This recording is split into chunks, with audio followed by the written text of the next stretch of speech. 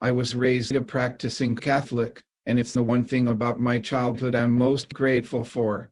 My father grew up in an entirely Catholic culture, and he has a brother who is a priest, while my mother became a Catholic as an early teen. My mother tells a story about the time when she and my father were engaged. One day, she jokingly said she wasn't Catholic, and he wanted to call off their wedding. Luckily for me, that didn't happen. There was never a question about whether or not I would go to Catholic school.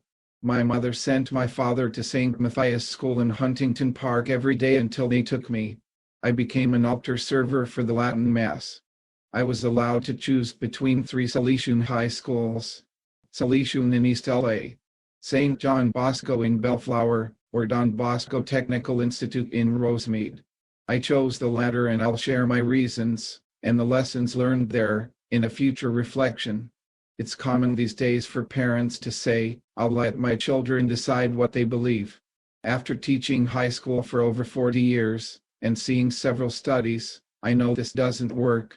Many children raised this way will never choose to believe in God, let alone practice a faith. I don't understand why parents do this.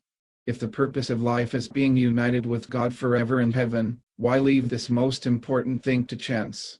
Do these same parents let their children decide whether or not to go to school, or do anything else they want? So, why am I most grateful for being raised Catholic? I do have issues with the church, which I'll get to later. But, it has literally been the foundation of my life, and it is solid. Nearly everything I have chosen, my career, wife, how to raise our family, and where to volunteer, has been built on, and centered around, this rock, as you will see.